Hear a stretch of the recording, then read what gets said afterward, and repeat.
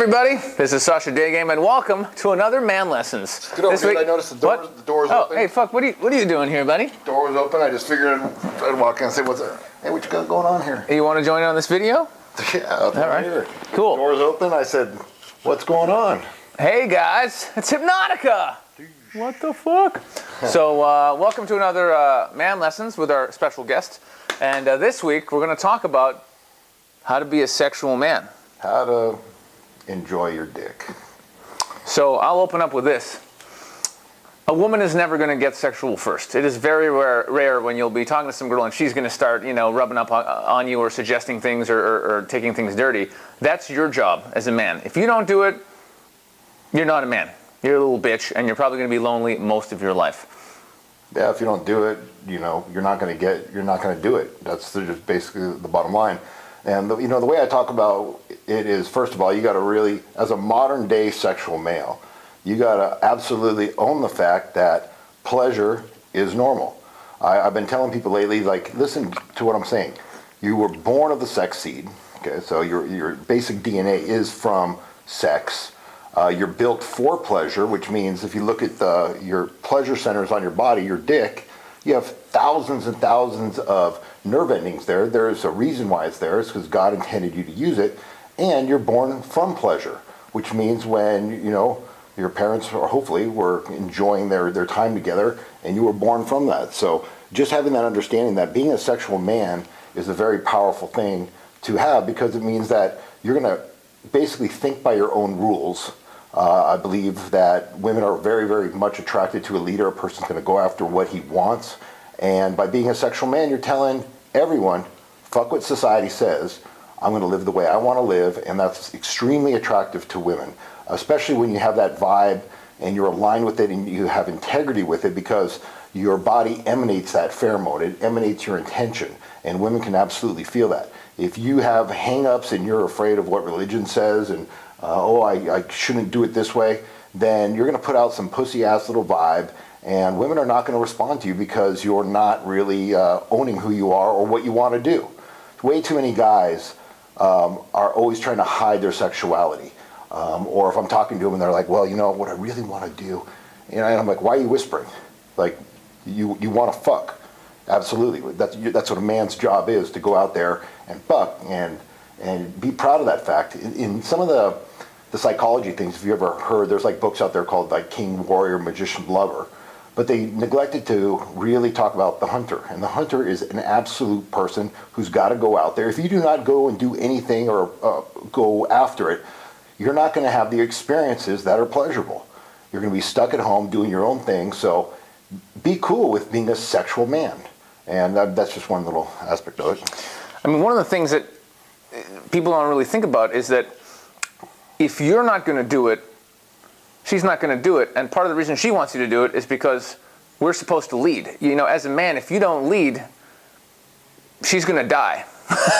You know what I'm saying? Like it's your job to lead all the time. If you don't have the balls just to come up to a woman and be like, hey, I like you, we need to hook up or whatever, how are you going to protect her when somebody breaks in the house? Are you going to, like you're in bed with your girl, you hear a noise downstairs, some people talking, you're like, okay, what are you going to do? Are you going to take the bat and go down there and deal with business, or are you going to get under the fucking bed like a bitch? What happens when you have a kid and you lose your job? Are you going to cry and let your family starve to death, or are you going to get up there and fucking hustle and make it happen? So if you fail on phase one of just like, okay, I like this girl, I'm going to get sexual and make my intention clear. If you can't even do that, how are you going to run your life? So that's why women, that's why like they're not going to come up to you, because they don't like rejection any more than we do.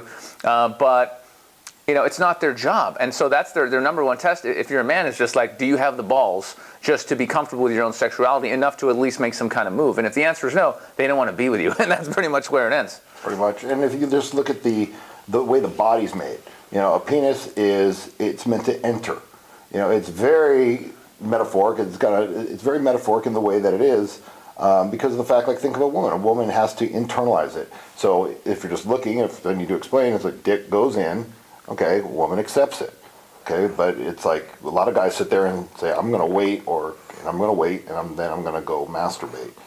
So a man has to be penetrating, because that is the yang energy of being masculine. It's penetrating. And so the more and the faster that you understand that it's absolutely normal for you to go out there and to approach and to be a man, then the more they're going to feel that, because you're like, yeah, I don't apologize for my sexuality. I am a sexual man. Man has to be sexual, and man has to move forward. And I can't count the number of girls that I've said or talked to that were basically like, I looked at the guy and he hesitated. And as soon as he hesitated, I was like, fuck that guy. Because she knows unconsciously at a primal level that this guy's going to hesitate. And if he hesitates here, then he's probably hesitating in other areas of life. The faster you get to the point where you're just like move forward and be okay with your sexuality, it resonates in other areas as well, because it's a pattern. Let's do this. Let's come up with, you and me, 3 quick tips for guys out there who want to become more sexual. So here's one based on what Mr. H was just saying. Real simple. If you can get to a point in life where, you hear this old thing about the 3-second rule, it's bullshit. Get to a point where it's 0 seconds. You see a girl, you really are like, wow, this girl's amazing. Immediately get your ass over there and just do anything. Just say hi. It doesn't fucking matter. But if you build up that habit of just, boom, going for it right away, that is an extremely powerful habit, and you will meet so many women. It won't necessarily make you sexual, but it'll get you into so many positions where you'll at least have a chance. So if you just take that into account, that could be number 1. And the second thing is get your pheromones going. Learn about your own sexual energy. A lot of guys talk about porn, how bad it is, and I think it's extremely useful. And the way I utilize it sometimes is if I'm going to go out and I want to get those pheromones, I'll pop in some porn, I'll watch it for like about 4 minutes, and as soon as I feel that like click where my body's starting to get aroused, then I just stop and I know my pheromones are good, they're prepped for the day, and that's when I go out and I do my thing. So that's another little tip to get you in that mood. Because if you go out and you're not feeling sexual and then you're like waiting for a girl to make you sexual, you're already behind the 8 ball. So, but if you walk away and you're like, you know what, I feel fucking hot now, I feel sexy now, I'm horny fucking now. When you hit that club, you're going to be putting out those pheromones, and your intention's going to be there, and it's going to be a lot easier. So that's another little trick you can do. So utilize porn in the right way. If you watch porn before you go out and you jerk off, you pretty much lost your edge. You probably were just going to lay down on the couch and go to sleep. So it's better to have someone jerk you off than to jerk off yourself. I think the third tip should be stop jerking off, because you'll build up so much sexual energy that girls will see it in you. Like, there's a huge difference between when you're just exploding and you look at a girl and you're like, oh my God, she's so hot. But if you just jerked off 2 hours ago, you're kind of looking at her and be like, yeah, she's pretty, but like, who gives a shit? Yeah. So stop jerking it, and it'll almost force you to get into positions where you must actually use your dick with a woman, because you have to. Otherwise, your balls are gonna explode from all the semen. And there's another thing that I used to kind of cross-contextualize over is way back in the day, I used to love eating carne asada burritos. Like, carne asada burritos were the bomb, and when I look at them, I'd just salivate. When I would look at a girl, I'd almost look at her like a carne asada burrito, like I'm going to eat and I'm going to enjoy this thing. So when I'm looking at her, my intention, as I'm looking at her, is just yum, like this is going to taste good, because all those non-verbals are going to come into play that the woman's going to pick up on. They're way more intuitive than us. They see things way better than we do. So, why not have what I call the organizing principle in the back of your mind, that basically what you want, where a lot of guys are like, well, I just want to go get her number. Well, it's not really putting out that unconscious, what is it you want? Whereas I'm thinking, I want to have her, moaning tonight in ecstasy pleasure, and see her leaving in the morning, waving, going, thank you. So what's your frame that you're going into? So you put out that energy and the intention, so all your behaviors follow that. Instead of just go, I'm just going to go see if she likes me. Or so rule 4, you're saying, be clear on your intention. Have a clear sexual intent. Absolutely. I'm down with that. Yeah. That's good.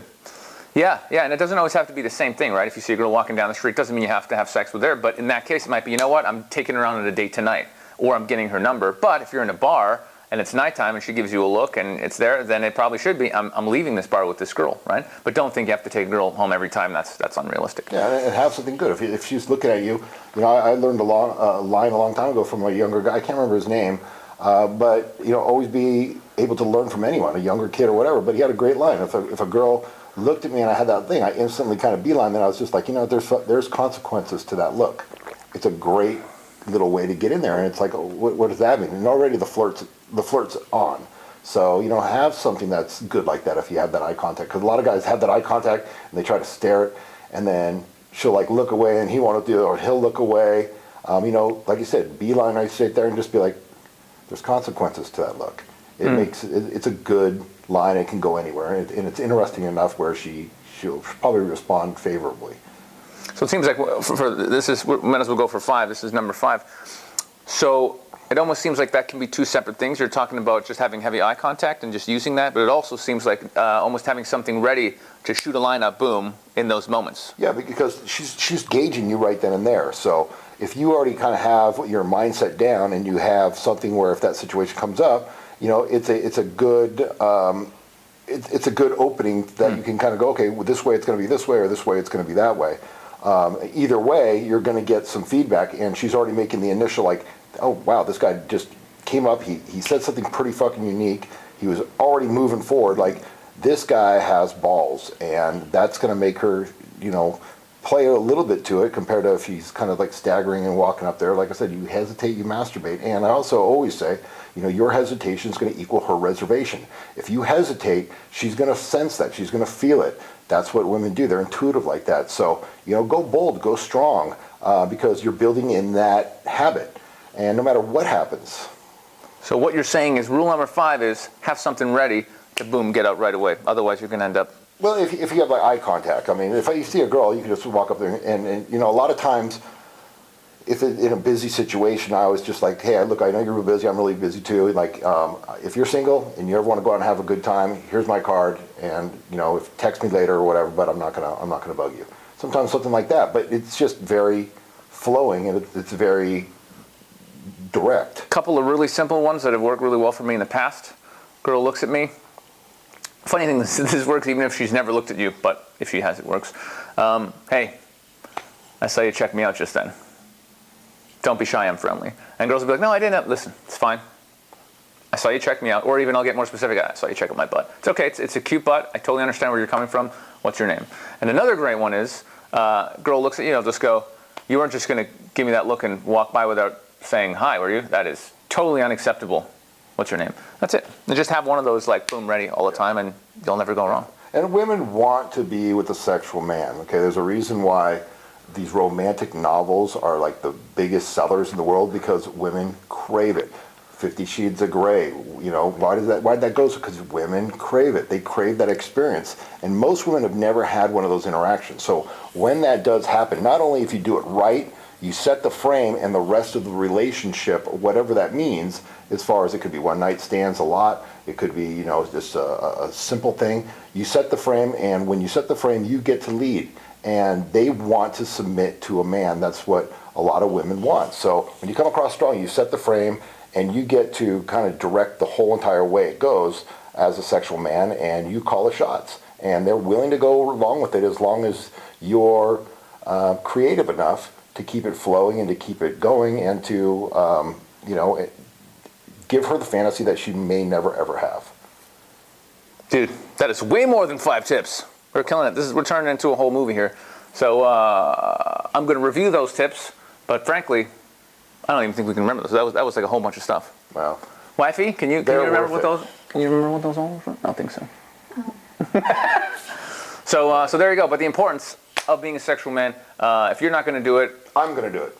I'm definitely. Well, I managed to get a really hot wife, so I think I've been doing it too. But yeah, it's your job. You have to do it, and it's really fucked up. We're going to talk about this in a podcast that's coming out in a few days.